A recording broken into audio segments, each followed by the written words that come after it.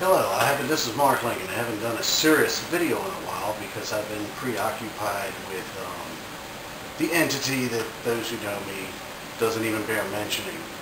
Anyhow, today I'd like to discuss the media's coverage of the events in Israel as of late, particularly Gaza Strip. Every time I have Comcast, so every time I turn on my internet, I get to see the Associated Press articles, which started a few weeks ago with Israel's offensive takes toll on civilians. Then it said school demolished, mosque demolished, a fruit basket demolished, an innocent kumquat, and on and on. The point I'm trying to make, though, is where was the Associated Press for the last 6 months when on a daily basis Hamas rained kazan rockets down on Israel? Now, true, they weren't very accurate, but nobody said they were very good at what they do. Their success, as they measure it, is in the fact that they have an unlimited supply of losers whose life isn't worth 2 shakes of my cock, that are willing to blow themselves up when highed up on opium. So, that's no great feat, but still, it's the attempt that counts.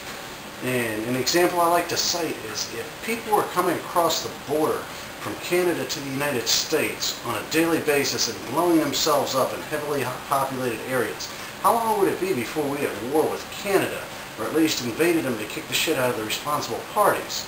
So why is it when Israel is faced with the same exact thing in a different context, we always say exercise restraint, or my favorite is the response is disproportionate to the attack? What the hell do you mean disproportionate? They're attacked on a daily basis. They let it go, they let it go, they let it go. The people in Israel are feared for their lives. They have to take quick showers if they live near the Gaza Strip.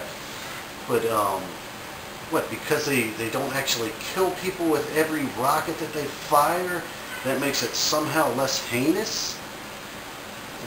Then Hamas hides their weapons in civilian areas. They meet in civilian areas.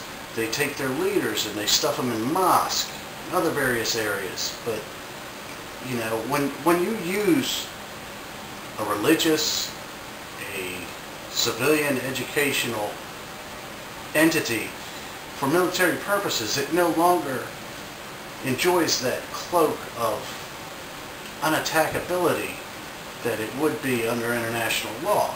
I mean, even the UN in its touchy-feely, gay-ass ways, because they have met numerous times. Every time Israel sneezes towards Hamas, they meet and they try and make a resolution to condemn them.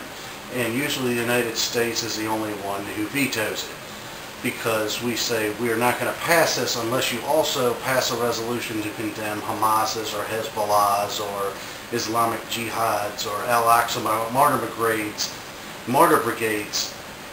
actions, which the UN has no interest in, because that would not be very PC.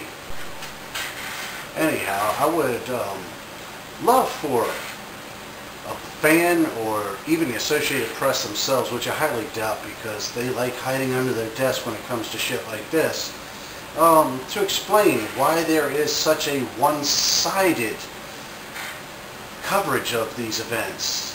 I mean, are they pro-fundamentalist radical Islamicists, or are they just anti-anything Western, i.e. the United States and Israel? My money would be on the latter of the two, but I would love somebody to find a rational explanation for their activities.